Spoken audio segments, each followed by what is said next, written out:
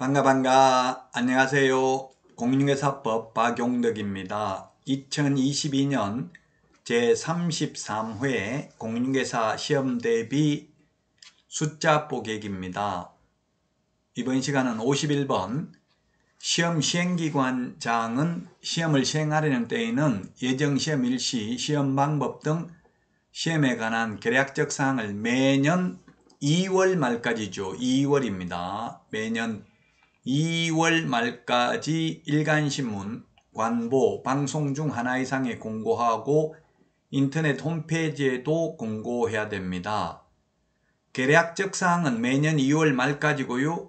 확정 공고는 시험 시행일 90일 전까지 확정 공고해야 되죠.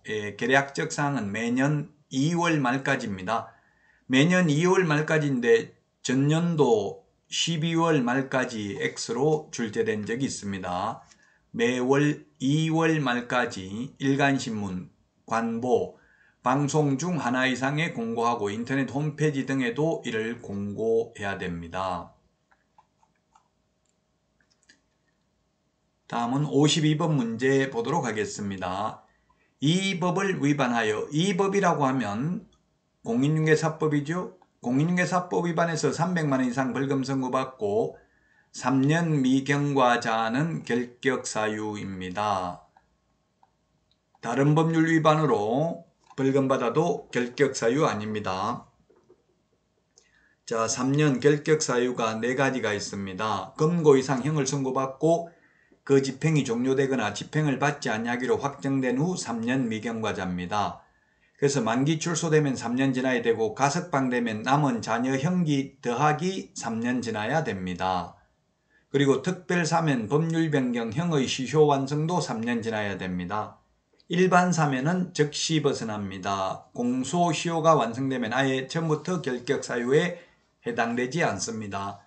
자격 취소되고 3년 미경과자 결격사유고 등록 취소되고 3년 미경과자도 결격사유에 해당됩니다.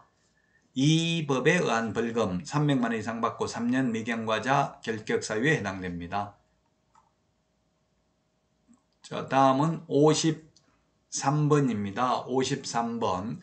금고 이상 실형을 선고받고 그 집행이 종료된 것으로 보는 경우를 포함한다. 되거나 집행 면제된 날로부터 3년 미경과자 결격사유입니다. 3년입니다. 3년. 그래서 만기 석방돼도 3년 지나야 되고요. 가석방되면 가석방 기간, 즉 남은 자녀 형기를 경과한 후 또 3년 지나야 됩니다. 시험에 가석방의 경우 가석방된 날로부터 3년 지나면 결격사유에서 벗어난다 하면 X입니다. 남은 자녀 형기, 즉 가석방 기간 경과된 후 3년 지나야 됩니다. 그 다음에 특별사면 3년 지나야 됩니다. 일반 사면은 즉시 벗어납니다. 법률 변경되어서 더 이상 범죄에 해당되지 않는 경우에도 3년 지나야 됩니다. 이를테면 간통죄가 폐지되어서 더 이상 이제 간통죄로 구속되어 있다 하더라도 범죄에 해당되지 않기 때문에 석방됩니다. 그래도 3년 지나야 됩니다. 특별사면, 법률 변경, 형의 시효 완성도 3년 지나야 됩니다. 형의 시효라는 것은 확정 판결 받고 시간이 경과된 경우를 말합니다. 공소시효가 완성되면 결격사유 아닙니다. 공소시효는 재판에 회부되기 전에 시간이 경과된 경우를 말합니다. 그리고 자격 취소되고 3년 미경과자는 시험도 볼 수 없고 취직도 안 되고 개업도 안 됩니다. 등록 취소되고 3년 미경과자 결격사유입니다. 다만 사망, 해산, 결격사유, 등록기준 미달로 등록 취소된 경우에는 등록 취소된 날로부터 3년 지나야 된다는 규정을 적용받지 않습니다. 이 법에 의한 300만 원 이상 벌금 받고 3년 미경과자 결격사유에 해당됩니다.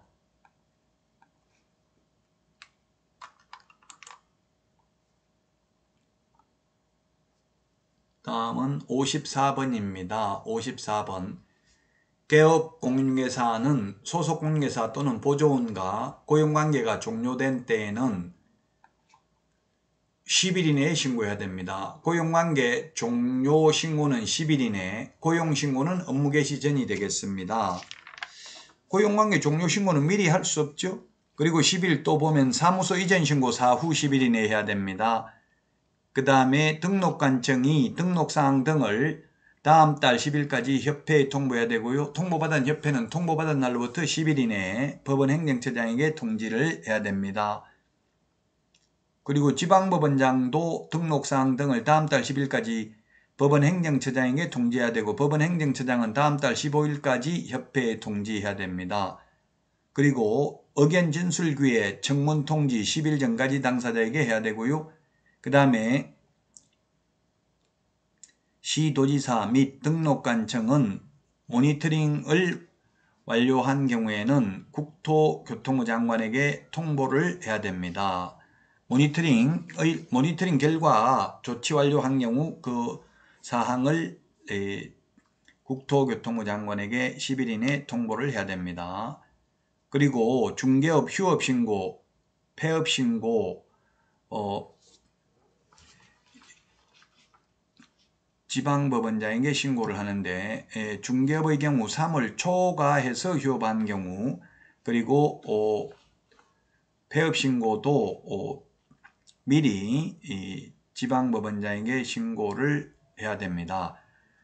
우리 공인중개사법에서는 휴업신고, 폐업신고 미리 하는데 중개업을 휴업했거나 또는 폐업을 한 경우 매수 신청 대리인 등록도 했다면 지방법원장에게 사후 10일 이내 신고를 해야 됩니다. 그 다음에 신고관청이 가태료를 부과한 경우 등록관청에 10일 이내 통보를 해야 되고요. 거래사고 예방교육 10일 전까지 공고하거나 통지를 해야 됩니다. 그 다음에 매수 신청 대리 휴업, 폐업을 한 경우에 매수 신청 대리가 아니네요. 중개업을 휴업, 폐업을 한 경우에 지방법원장에게 사후 10일 이내에 신고를 해야 되고요. 그 다음에 시도지사 등록관청은 10일 이내에 부동산거래 질서 교란행위 신고센터에 그 처리 결과를 통보를 해야 됩니다.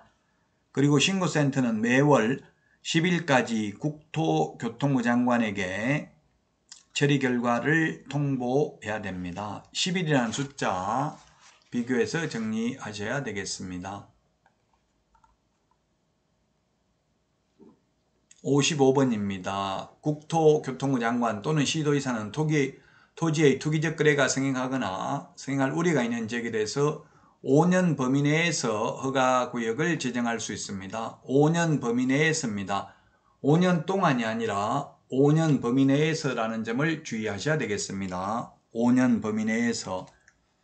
자, 5년이라는 숫자가 부정행위를 한 수험생, 부정행위를 한 출제위원 5년간 자격이 박탈됩니다. 거래계약서 5년 보존해야 되고요.